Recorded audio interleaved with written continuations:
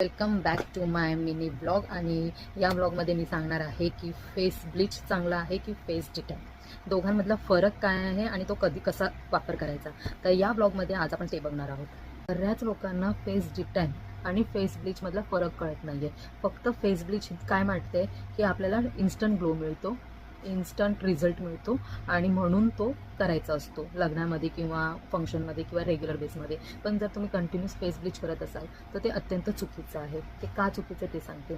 Face bleach जेव्हा करतो, ब्लीचमध्ये chemical acid जास्त असतात आणि डिटॅनमध्ये केमिकल ॲसिड पूर्ण कमी असतो, नॅचरल इन्ग्रेडियंटपासून बनलेला असतो. आता फेस ब्लीचमध्ये काय होतं, जर तुम्हाला पिगमेंट असेल, तुमची स्किन ड्राय असेल, तुमची स्किन सेन्सिटिव्ह असेल, हायपर सेन्सिटिव्ह असेल, ॲक्ने असतील, तर ब्लीचने हे प्रमाण कमी होण्याऐवजी वाढत जातं टप्प्याटप्प्याने. आणि जिथे टाईम तुम्हाला एक दिवसाचा तुम्हाला ग्लो देईल, पण त्याचे पुढचे 5 दिवस ना तो प्रचंड टॅन करतो. तुमची स्किनची एक लेअर ती जाळतो. मग कालांतराने आपली स्किन आहे ना प्रचंड टॅन होते आणि एकदम डल दिसायला लागतं. तर हे टाळण्यासाठी ब्लीच करू नका, डिटॅन करा. डिटॅन तुम्ही अगदी 7 दिवसानंतर सुद्धा करू शकता.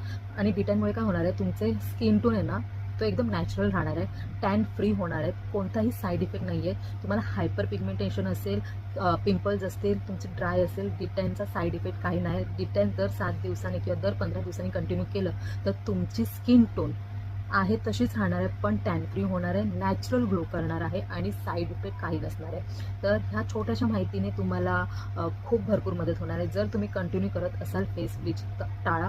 अगदी अगदी एकदम इमर्जन्सी असेल, बाहेर जायचं असेल, वर्षातून 1-2दा करा, पण फेस डिटॅन तुम्ही कंटिन्यू केलं तरी चालेल. आय होप ही माहिती तुम्हाला आवडली असेल.